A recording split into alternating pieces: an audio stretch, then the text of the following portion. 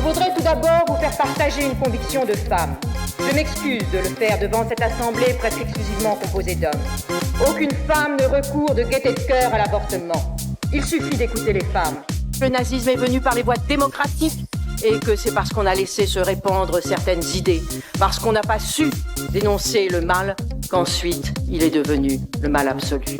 La construction européenne reste l'événement le plus important des 50 dernières années. C'est l'Europe parce que c'est l'Europe qui a vraiment changé le destin, l'espoir, la confiance que nous pouvons avoir dans la vie. Avec des yeux d'un vert profond, de longs cheveux rassemblés autour d'un chignon strict, Simone, comme l'appellent affectueusement toutes ses héritières, est devenue une véritable icône française. À 16 ans, elle monte dans l'un de ces wagons à bestiaux qui la conduit dans le noir de l'enfer d'Auschwitz-Birkenau. Son père et son frère disparaissent, sa mère décède du typhus quelques semaines avant la libération. Après les camps de la mort, c'est à la vie qu'elle va consacrer l'essentiel de ses combats, elle, la survivante. D'abord la vie et les conditions de détention des prisonniers français, celles des premiers malades du sida, la vie aussi de toutes ces femmes entravées dans leur liberté fondamentale et dans leur choix d'être et de devenir. La vie encore, celle d'une Europe de la réconciliation et du progrès, avec toujours la même obsession jusqu'au dernier jour, ne jamais oublier les victimes de la Shoah. Pour parler de cette personnalité, de ce parcours hors norme, avec nous deux journalistes qui ont connu la femme, la ministre, l'européenne ou encore l'académicienne. Il s'agit de Laure Adler et de Sylvie Pierre-Brossolette, femme de légende, consacrée à Simone Veil. C'est le premier hors-série des Héritières, un podcast de la Tribune Dimanche. Bonne écoute.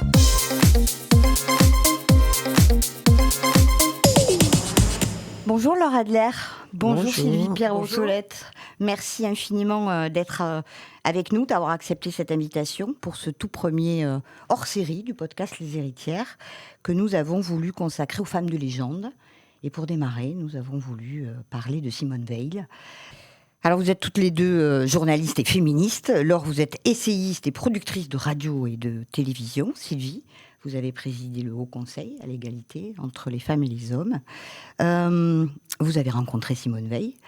Pour démarrer cette conversation, je sais que ce n'est pas un exercice facile, mais j'ai envie que vous me donniez comme ça 3 mots qui pourraient qualifier la personnalité, le parcours, l'histoire de Simone Veil. 3 mots, je dirais courage, gaieté et ténacité. Courageuse, profonde et téméraire. Ouais. Alors, gai, dites-nous, Sylvie. Eh bien, bizarrement, on aurait pu s'attendre à avoir une dame marquée par les drames et les tragédies qu'elle a vécues dans sa jeunesse et la perte de proches dans des conditions abominables. Et elle était pas du tout, elle était gaie, elle n'était pas triste, elle ne portait pas le poids du drame sur les épaules. Elle aimait la vie, elle aimait la famille, elle aimait les joies de la vie, elle aimait la cuisine, taper le carton avec des amis. Ça ne l'empêchait pas d'avoir ses réflexions, ses intérêts de fond, ses convictions, ses combats. Mais elle n'était pas du tout sinistre. Et alors que d'autres peuvent être habités par le drame toute leur vie et emporter le deuil toute leur vie, elle non. Elle a mené les deux de front, la mémoire, le combat, les convictions, et en même temps, la vie avec ses gaietés. Ouais. Vous êtes d'accord avec ça, Laure ? Tout à fait. C'était quelqu'un qui respirait l'espoir de vivre et qui était un modèle, en tout cas pour ma génération, parce que au lieu de nous montrer le chemin de l'affliction, de la douleur, de la mémoire obsédante et qui peut apparaître comme un fardeau, elle montrait exactement l'inverse, c'est-à-dire comment, par la transmission, par l'exemplarité, par l'incarnation de cette exemplarité, elle nous montrait un chemin de liberté grâce à cette volonté de transmission. Ouais. Alors, Simone Jacob, née en 1927 à Nice, qu'est-ce qu'on sait de son environnement familial, de son enfance, de son adolescence aussi, avant évidemment sa déportation ? Quel genre d'éducation elle a reçu ? Beaucoup de choses, puisqu'elle l'a raconté elle-même dans ce livre bouleversant qui s'intitule « Une vie ». Magnifique. Allusion au livre de Maupassant, mais une vie, ça veut bien dire que c'était une vie parmi les autres. Et pour rebondir sur ce que disait Sylvie, c'est une enfance très heureuse. C'est un père très aimant, une mère aussi, un couple de parents très amoureux, des frères et des sœurs adorés et chéris. Et elle, qui a eu son caractère très, très, très, très jeune, qu'elle n'a cessé d'affirmer avec un père qui la regardait en se disant « waouh ». On peut peut-être ajouter que c'était une famille de bourgeoisie juive laïque. Oui, important. C'est important. Ils n'étaient pas pratiquants, ni tout le temps à pratiquer les rites et les fêtes juives, le minimum qu'on fait dans ces milieux-là. Elle a eu une éducation au lycée comme tout le monde, et elle a eu une jeunesse très très française. Ouais, c'est ça. Et ce drame qui leur est tombé dessus est d'autant plus effarant que vraiment ils ne se vivaient pas comme des Français à part. Bien sûr. C'est évidemment des Français à 100% français qui n'ont jamais songé une minute qu'ils puissent être différents. Bien sûr. Et donc cette montée du nazisme, ces drames qui les ont rattrapés en fin de course, parce que à quelques mois après, ils auraient pu être sauvés. C'était d'autant plus surprenant. Mais à la fin, effectivement, elle a quand même vécu, par cette jeunesse heureuse, cette traque, cette peur avant qu'il soit raflé. Elle a été obligée de quitter le lycée. Elle a été obligée de quitter le lycée, et ça a été quand même... il y a eu quelques mois déjà dramatiques avant même qu'elle soit emmenée avec le reste de sa famille et qu'elle vive les pires heures de sa vie. Donc il y a effectivement la jeunesse heureuse, puis le début de la guerre où quand même il y avait l'angoisse. L'angoisse, évidemment. Et puis de plus en plus vivre à part, pas comme tout le monde, jusqu'au pire. Alors son père était architecte, sa mère avait fait des études de chimie, je crois, elle voulait en tout cas, et donc il paraît quand même que le père de Simone Veil ne voulait pas, c'était l'époque évidemment, que sa femme fasse des études de chimie. Est-ce que c'est ça qui a été déterminant? On en parlera tout à l'heure. Donc vous l'avez dit, le 30 mars 1944, elle est déportée avec sa sœur Madeleine et sa mère, donc Yvonne, à Auschwitz. C'est le combat de sa vie quand même. Ce devoir de mémoire. D'ailleurs, elle n'aimait pas beaucoup qu'on parle du devoir de mémoire, mais en tout cas, de ne jamais oublier les victimes de la Shoah. Toute sa vie, elle l'a porté quand même, ce combat. Elle l'a porté discrètement au début. Oui. Comme beaucoup de juifs de sa génération, c'était des choses dont on ne parlait pas, parce que la société n'était pas prête à entendre ces choses-là. Et c'est vrai que la société française, comme les autres d'ailleurs, n'ont pas regardé le passé en face avant très longtemps. Et les Juifs qui avaient été rescapés, non seulement n'avaient pas envie de revivre leur drame en parlant, mais se faisaient discrets dans cette société qui avait envie de sortir justement de la noirceur de cette guerre et de ses horreurs. Et c'est peu à peu, l'âge venant, et la société étant plus réceptive, qu'elle a commencé à se confier, à montrer son matricule, à parler de son expérience, et jusqu'à la fin où elle a voulu qu'on lise le Kaddish sur sa tombe, elle qui était laïque. Oui. Et donc il y a une lente évolution. Elle n'a jamais été ce qu'on appelle une juive honteuse. Elle s'est jamais cachée. On savait d'où elle venait et quel drame elle avait vécu, mais elle en parlait peu, et c'est venu peu à peu. Alors, je crois qu'il faut préciser qu'après la guerre, elle a été mise dans une sorte de pensionnat pour pouvoir récupérer une sorte de santé physique et morale, et qu'elle a vécu ça comme un enfer. Elle s'est donc arrachée de cette possibilité de reconstruction, mais elle raconte, et elle racontait beaucoup dans les dernières années de sa vie, à quel point, quand elle arrive invitée chez des amis ou chez des connaissances dans un Paris de l'après-libération, on se moque du numéro qu'elle a tatoué sur le bras. Elle aimerait bien parler, je crois, mais comme l'a dit Sylvie, personne ne veut l'entendre. Et ça fait penser à des pages bouleversantes d'Irène Nemirovsky et de toute cette génération de gens qui ne voulaient pas, qui ne pouvaient pas parler parce que personne ne voulait les écouter. C'est ça. Et quand on pense par exemple à la même période aux livres de Primo Levi, aux livres de Robert Antelme, qui voulaient témoigner de leurs conditions de survivants des camps de concentration, eh bien, ils ont eu beaucoup de difficultés à se faire publier. Et quand ils ont été publiés, ça a été un silence assourdissant. Et c'est vrai que Simone Veil a fait partie de ces gens qui, dans un premier temps, ont essayé de parler et ont intériorisé ce silence pour pouvoir ensuite le transformer en une source de mémoire. D'ailleurs, justement, on est en 76. Là, elle va décider de le lâcher. Elle est ministre de la Santé. Elle inaugure, elle fait la pose de la première pierre dans un hôpital. J'ai fait ça, vous savez, j'ai fait ça. Non, c'est pas ça, j'ai fait ça en déportation. Alors, je fais ça très bien. J'ai une excellente technique. Ça a été mon métier.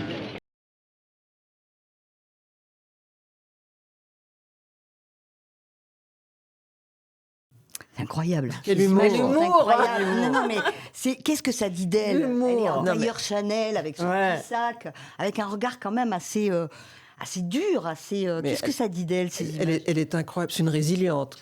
C'est incroyable, mais elle avait 2 ans plus tôt, pendant le débat sur l'avortement, reçu déjà des paquets d'horreurs parce que beaucoup de personnes qui étaient hostiles à l'avortement ont rappelé ses origines juives et comme si ça avait quelque chose à voir, qu'elle allait donner la mort à des enfants, elle qui avait failli la subir dans les camps. Enfin, c'était un rapprochement mais monstrueux. Et je me rappelle encore, parce que j'étais présente dans les tribunes pendant ces débats, des députés lui apportant des fioles avec des embryons et disant « Mais madame, vous qui avez failli mourir dans des conditions horribles, c'est ça que vous voulez infliger à ces enfants ?» Enfin, c'était On peut atroce. imaginer ce qu'avait vécu cette femme. Ce passé lui est revenu en boomerang à ce moment-là. Et je pense que ça l'a poussé, du coup, à presque défier un peu l'opinion et avoir finalement ce genre de remarques très, très classe, avec un humour extraordinaire.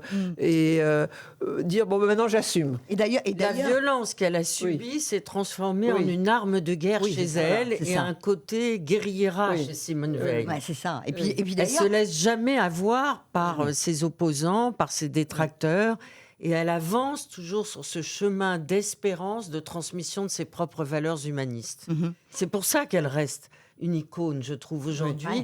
Et quand on vous interviewez des jeunes filles de 17, 18 ans ou 20 ans, mais elles se mettent à avoir les larmes aux yeux quand on parle de Simone Veil. Elle parle à de nombreuses générations. Et pourquoi ? Parce qu'elle incarne une qualité qui est la moins partagée au monde, c'est ce fameux courage dont je parlais au début.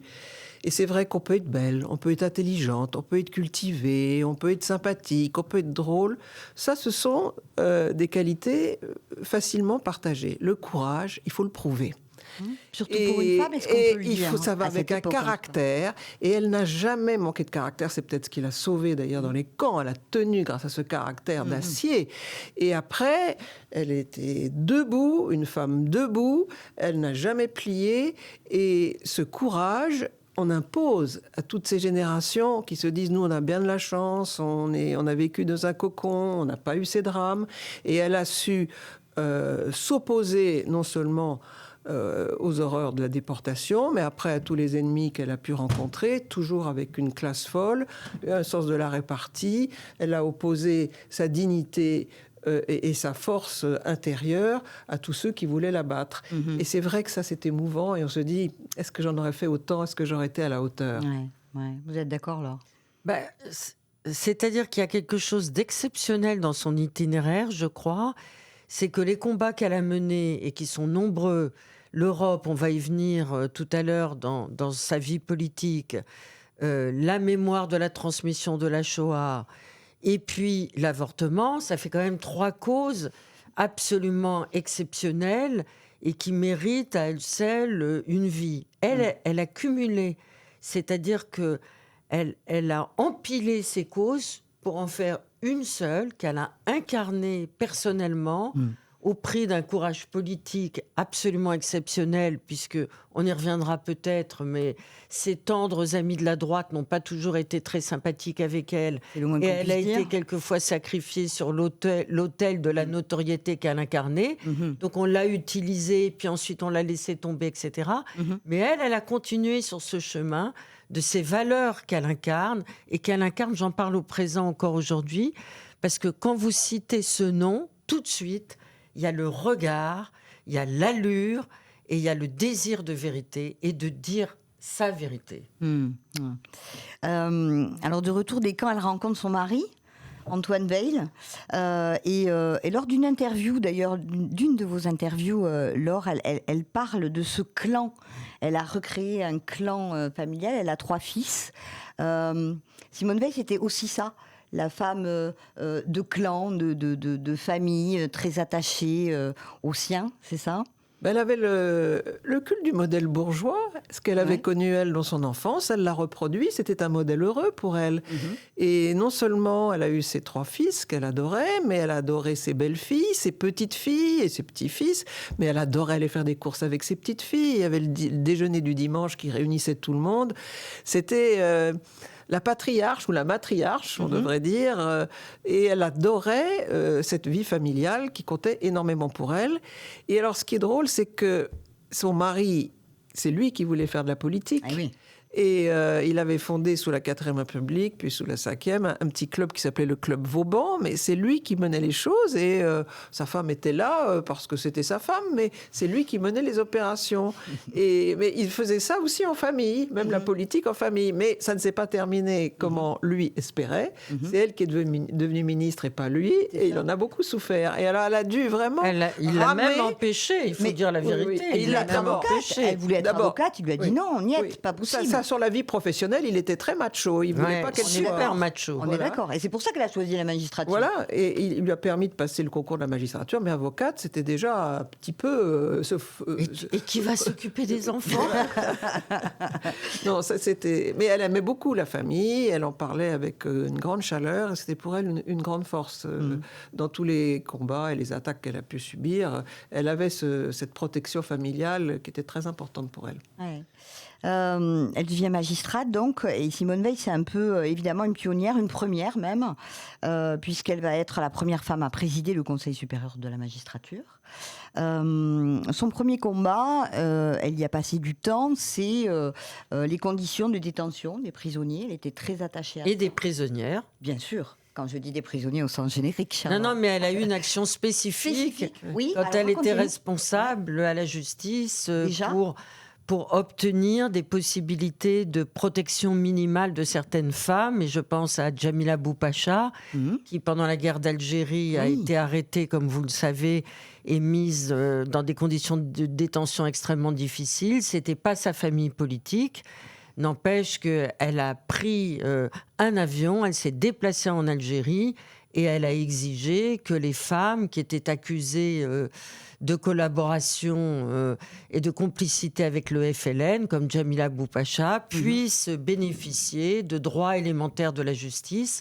Et ça a été un combat dont elle n'a jamais tellement parlé, mais qui rehausse encore la personnalité de cette femme éprise de justice. Parce que c'est vrai qu'elle est dans l'ambiguïté pour les gens. Elle est quand même une femme de droit, toute centre-droit, d'une famille bourgeoise, avec ses tailleurs Chanel, assez classiques, traditionnels. Mais elle a toujours eu des convictions très humanistes et elle ne les a jamais lâchées. Et humaniste, sociétalement de gauche. Donc le droit des prisonniers et des prisonnières, le droit des femmes, les droits des plus fragiles, les droits des malades. Elle a toujours, comme magistrate, eu plutôt des réflexes de gauche, en tout cas sur les problèmes sociétaux. Elle était vraiment une humaniste parfaite et elle détonnait par rapport à son milieu classique que ces causes-là n'intéressaient guerre. Et c'est là où, avec Valéry Giscard d'Estaing, ça a tilté, parce que lui était aussi un des rares hommes de droite qui était sensible à certaines questions sociétales, et donc on va en parler, mais sur la défense des droits des femmes, et en particulier évidemment l'avortement, où elle a joué un rôle fondamental, elle a pu, tout en rassurant une certaine droite, puisqu'elle l'incarnait, faire passer une de ces réformes que la gauche et le pays profond Et de gauche d'ailleurs, le réclament. Je crois qu'il faut revenir sur cet épisode, parce qu'elle restera à tout jamais, je pense, dans l'histoire de France à cause de cette loi. Mais il faut quand même rappeler, d'abord, que Valéry Giscard d'Estaing a été le premier président qui s'est préoccupé du sort des femmes. C'est vrai ? Qui a créé le secrétariat d'État à la condition féminine, qu'il a confié à Françoise Giroud, et que normalement, d'ailleurs, elle n'était pas très contente, cette chère Françoise, de se voir voler la cause de l'avortement. Justement. Giscard a choisi Simone Veil, et c'est peut-être intéressant de préciser tout ça. Exactement la question que je voulais poser à Sylvie, puisque Sylvie a travaillé à côté de Françoise Giroud. Sylvie, qu'est-ce qui s'est passé et comment l'a pris Il s'est passé Françoise Giroud exactement la chose suivante. D'abord, Simone Veil a été nommée dès le départ du premier gouvernement. Françoise Giroud n'y était pas. Donc, on lui demande, Giscard lui demande si elle est d'accord pour défendre l'avortement. C'était Chirac qui avait proposé le nom de Simone Veil parce qu'ils étaient amis. Il s'est dit, tiens, ça va être un bon profil pour ce texte compliqué. Et donc, Giscard fait un deal, si je puis dire, comme parlerait Trump aujourd'hui, avec Simone Veil en disant, bon, vous vous chargez de ça, ça va être dur, ça va être difficile. Ok, elle prend. Là-dessus, Jean-Jacques Servan-Schreiber fait des bêtises au gouvernement, est vidé dans les premières semaines. Et Giscard, qui aimait quand même décidément les représentants de l'Express, propose de nommer Françoise Giroud à la place de Jean-Jacques Servan-Schreiber, tête de Jacques Chirac, fou de rage, parce qu'elle avait écrit des choses sur la droite depuis des années dans l'Express qui n'étaient pas très sympathiques, et avec son talent de légende, elle aussi, elle ne les épargnait pas. Et voilà Françoise, qui dit à Giscard, on est bien d'accord, je n'entre au gouvernement en changeant de camp, parce qu'elle était quand même de gauche jusque-là, Françoise Giroud, que si vous vous engagez à voter cette réforme sur l'avortement. Et il dit oui, et c'est bien d'accord avec Simone Veil. Là-dessus, le texte arrive et il est décidé d'un commun accord, même si ça faisait mal au cœur à Françoise, mais elle a reconnu que c'était utile, qu'il valait mieux qu'elle ne soit pas au banc du gouvernement comme étant un chiffon rouge vis-à-vis de la droite. Oui. Donc, elle l'a compris. Effectivement, elle n'était pas là parce que c'était une pièce supplémentaire dans la machine pour les adversaires de l'avortement. Bien sûr. Et je pense, enfin, je sais pas, dites-moi, mais il était aussi impensable de faire peut-être porter ce projet de loi par une femme qui était une féministe et qui était à la tête d'un secrétariat. Est-ce qu'il fallait pas mieux faire passer la pilule, pardon pour l'expression, non, mais politiquement, de santé? Parce que c'est ça qu'elle a défendu, Simone Veil, quand même. C'était avant tout, ce n'était pas en premier lieu. Ou alors, dites-moi, mais moi, l'interruption volontaire de grossesse. Voilà, mais c'était pour dire... Et qu'il y avait de nombreuses femmes qui mouraient chaque année à cause des conditions dans lesquelles étaient faites... Mais c'est vrai que le discours n'était pas le droit de faire ce qu'on veut de son corps. C'est vrai. Qui était le discours féministe pur, c'était arrêter la détresse. Voilà. Arrêter la détresse des femmes. Et donc, dans la loi, c'est les femmes en détresse. Et ça n'a été supprimé, cette mention de la détresse, que très récemment dans la loi. Et très, très longtemps, ça a été l'excuse, c'est-à-dire des femmes, on vient en secours à des femmes en détresse. C'est ça. Donc, psychologique ou physique.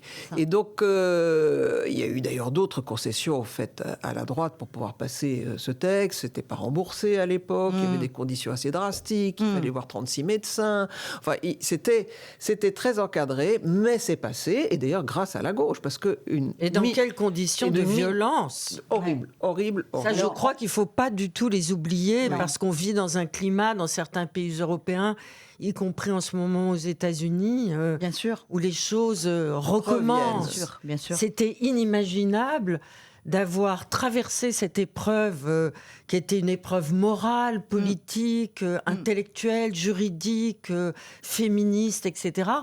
Et de se dire qu'aujourd'hui, on en revient encore à questionner ce droit-là. D'ailleurs, c'est très intéressant avec Simone Veil, parce que ces trois grands combats contre l'antisémitisme, pour l'avortement et pour l'Europe, sont remis en cause aujourd'hui.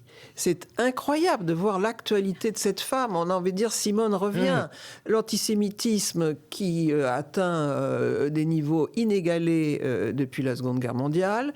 L'Europe qui est effacée par la présence de Trump qui fait alliance avec Poutine et qui cherche désespérément à exister et qui est divisée comme jamais.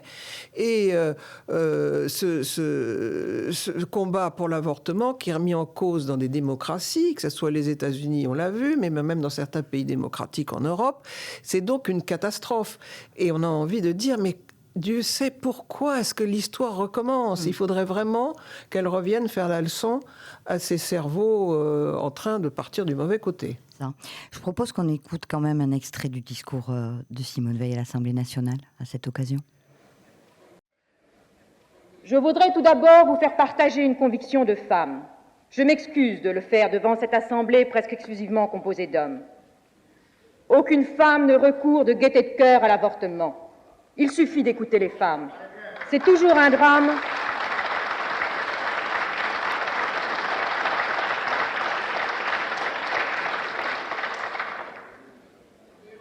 C'est toujours un drame, cela restera toujours un drame. C'est pourquoi, si le projet qui vous est présenté tient compte de la situation de fait existante, s'il admet la possibilité d'une interruption de grossesse, c'est pour la contrôler et autant que possible en dissuader la femme. Oui, donc on voit bien, c'est ce qu'on disait tout à l'heure, que pour faire passer la pilule devant tous ces hommes députés plutôt de droite, il fallait invoquer plutôt un enjeu de santé publique. Oui. Moi, j'aimerais savoir, Laure, par exemple, rappeler quand même le contexte social et sociétal de l'époque. On est dans les années 70, les féministes arrivent avec le MLF, etc. Est-ce que vous pouvez nous parler un peu de... Il y a eu le manifeste des 343, donc voilà, qu'est-ce qui se passait avant que cette loi arrive, en fait ? Il se passait une situation un peu compliquée. Qu'il faudrait essayer de restituer dans cette complexité, parce que il y avait la possibilité pour les femmes de prendre la pilule, mais c'était uniquement possible pour certaines femmes aisées et pour certaines femmes averties de ces conditions médicales qui pouvaient leur permettre leur autonomie.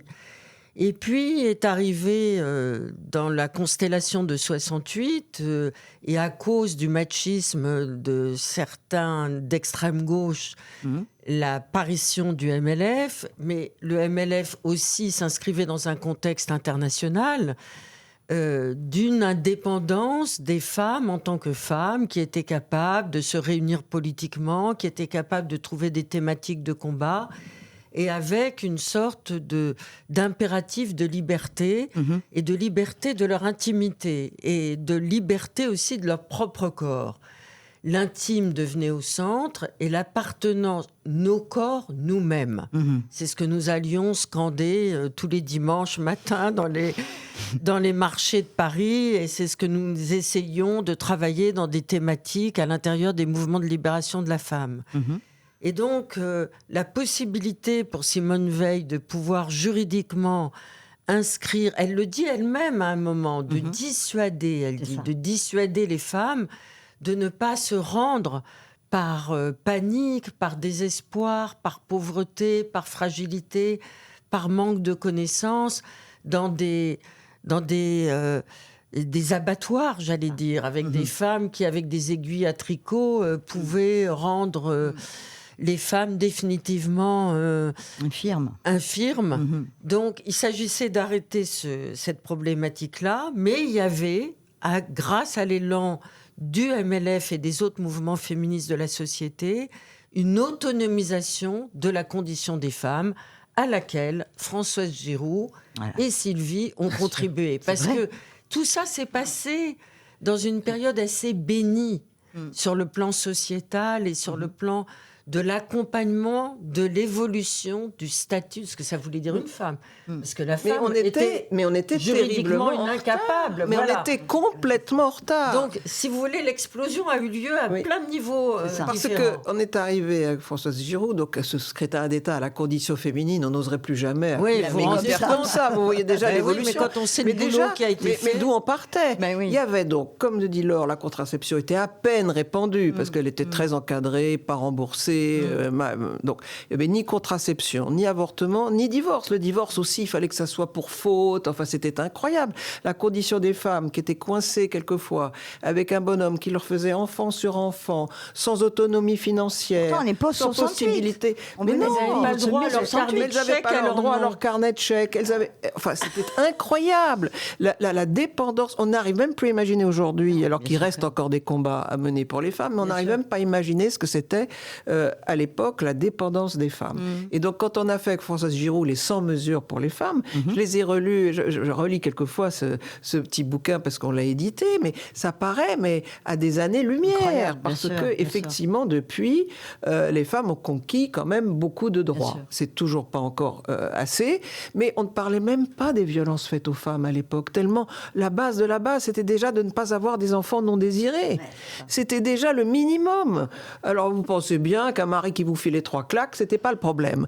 Donc on progresse, mais dans ce contexte, Giscard a été formidablement courageux. D'abord de nommer Giroud, parce qu'elle était effectivement le diable pour la droite. Ensuite, de faire ces 3 réformes, dont effectivement cette réforme phare de l'IVG, qui lui a sûrement coûté politiquement et jusqu'au bout. Et je suis sûr que certains électorats catholiques, quand il a fallu le réélire, ne n'ont jamais pardonné ça. Et il a fait franchir à la France un pas important, mais on était en retard. Parce que De Gaulle et Pompidou, c'était vraiment la réaction. Oui. Est-ce que vous pensez toutes les deux que Simone Veil, au fond, était féministe? C'est une grande question, ça, parce que son fils dit d'elle, elle était féministe, mais elle n'était pas militante. Je pense que son fils a raison. C'est quoi la différence? C'est une question compliquée, parce que d'abord, le mot féminisme recouvre plusieurs significations. Être féministe en 70, c'est pas la même chose qu'être féministe aujourd'hui en 2025. Bien sûr. Les mots même ne prennent pas la même profondeur, ils ne se décryptent pas de la même manière. Personnellement, moi j'ai une immense admiration, comme beaucoup d'autres femmes, encore une fois de différentes générations, pour Simone Veil, parce que c'était une femme qui savait qu'elle était une femme, mais que ce n'était pas en tant que femme, c'était en tant qu'appartenant au genre humain qu'elle a mené ses combats. Mais elle ne s'est jamais excusée d'être une femme. Oui.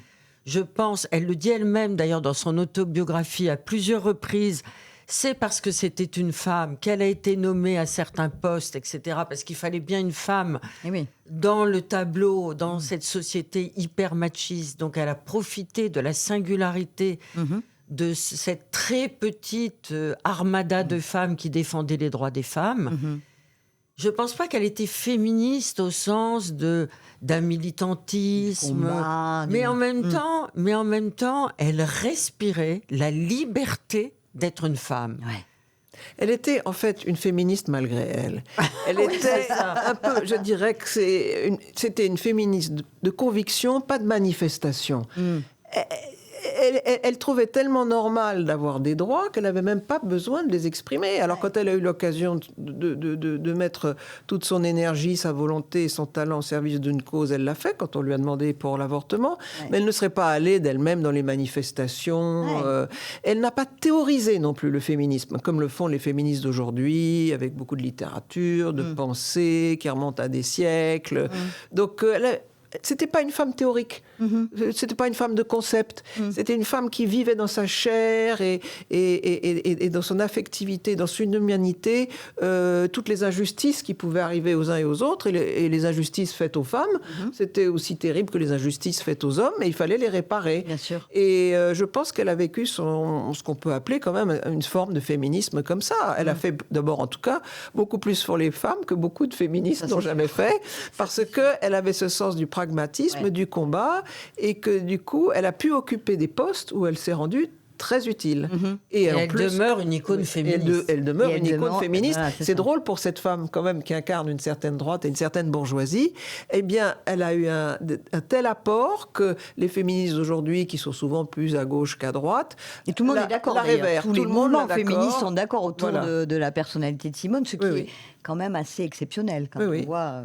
Dans ce pays si divisé, si clivé, si bipartisan, si passionnel, eh bien, elle arrive à faire une certaine réconciliation. Chapeau, madame. Chapeau, madame. Mais parce qu'elle était intransigeante et qu'elle avait une conception de l'humanisme qu'il faudrait ne pas oublier. Géomètre variable. Non, et puis dans le personnel politique, il est rare de rencontrer une personnalité si magnétique qui arrive à transmettre des valeurs qui nous sont absolument vitales et nécessaires dans cette fragilité que nous traversons de notre démocratie et qui en même temps sont totalement crédibles. Ouais, c'est ça. Tout ce qu'elle disait n'était pas mis en suspicion. Ce qu'elle disait était une autorité naturelle. Parce qu'elle-même ne disait jamais que ce qu'elle pensait. C'est ça. Et c'est vrai qu'on en rêve des personnalités. On appelle à des personnalités. On n'a pas pensé à dire d'elle qu'elle était une adepte du parler vrai. Et pourtant,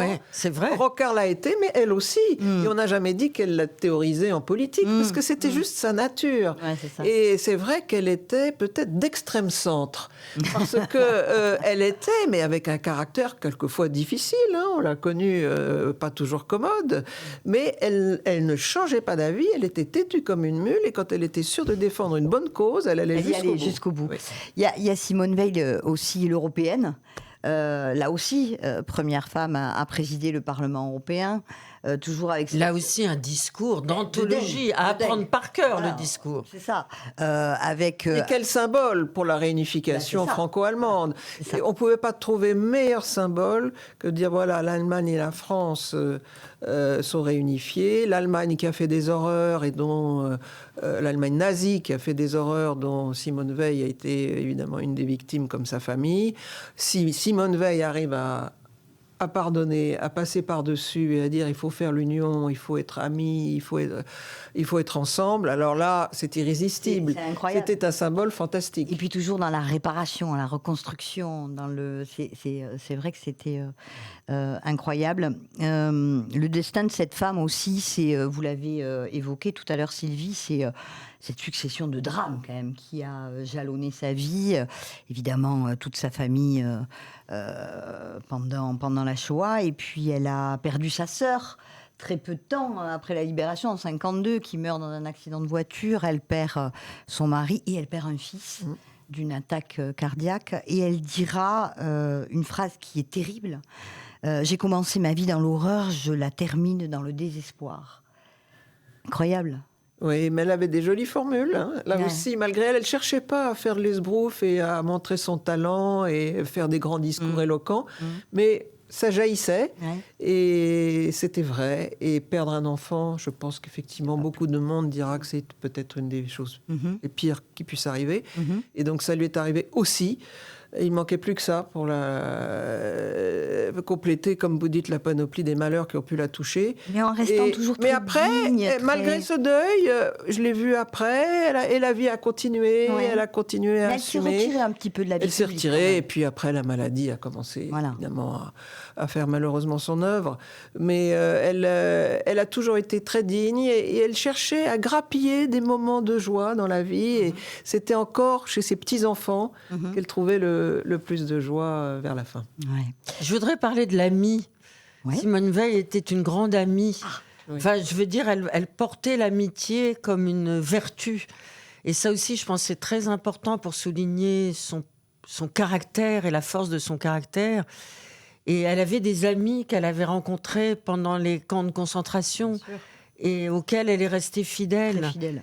Et il y a un cinéaste qui s'appelle David Teboul qui a filmé des séquences avec Simone Veil, les cheveux détachés, tout cet air de grande bourgeoise avec son tailleur Chanel, son chignon impeccable.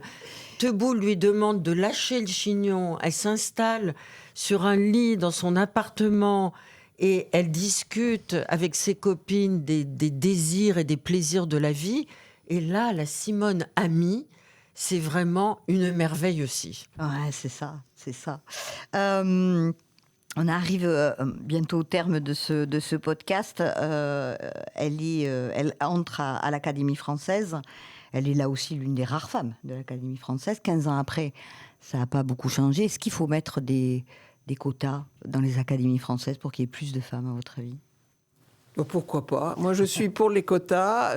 On a souvent dit que la parité, c'était une insulte aux femmes. Moi, je ne pense pas. Je pense que ça a été utile. D'ailleurs, Simone Veil était pour la parité. Elle avait signé les rares pétitions qu'elle a signées. C'était une pour la presse, semble-t-il, pour la parité. Avec d'autres femmes politiques. Ça a été très utile en politique. Les quelques rares progrès qu'on a faits, c'est grâce à ça quand même. Je crois même, pardon, Sylvie, je vous coupe, je crois même que la loi Jospin de 2000... C'était largement inspiré de ce manifeste qu'elles avaient. Absolument, mais il y avait un débat entre les femmes à l'époque. Et Elisabeth Badinter était contre. Oui. Ouais.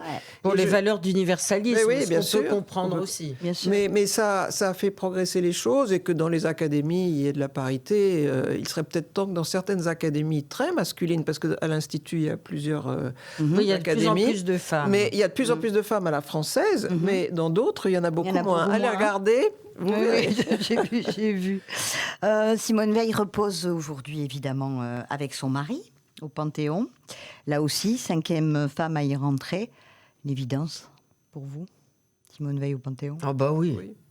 Bien sûr. Un honneur, une dignité que tous les Français, je crois, ont partagé. Ce jour-là était un grand jour de reconnaissance et de bonheur. Non, c'était une grande émotion. Je ferai une petite remarque au passage. C'est très bien que son mari était panthéonisé avec elle, de même qu'on avait mis Monsieur Curie avec Madame Curie. Ouais. Mais pourquoi on ne mettrait pas Mesdames quelque chose pour les messieurs ?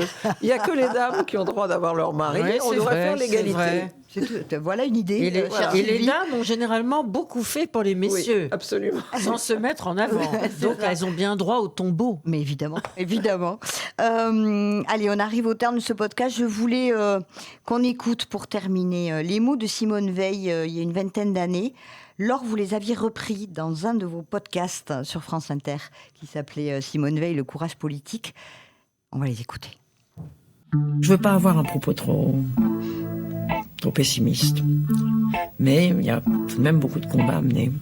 Et que pour ces combats, c'est tout de même les exemples les plus terribles du passé qu'il faut garder en mémoire.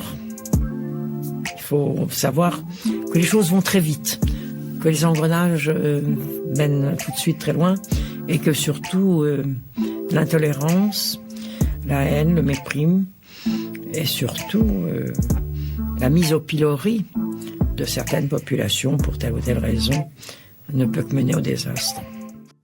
C'est ce que vous disiez tout à l'heure. Quelle leçon pour aujourd'hui ? Reviens Simone, c'est ça ? Reviens Simone, oui. Au secours, Simone, reviens ! Au secours, Simone, reviens. C'est la fin de ce hors-série des héritières femmes de légende consacrée à Simone Veil. Merci à vous, chère Laure et chère Sylvie, d'avoir accepté de venir parler d'elle. Pour terminer, et avant de se quitter, les mots si simples et si forts de Jean d'Ormesson pour Simone Veil. Nous vous aimons, madame. Merci.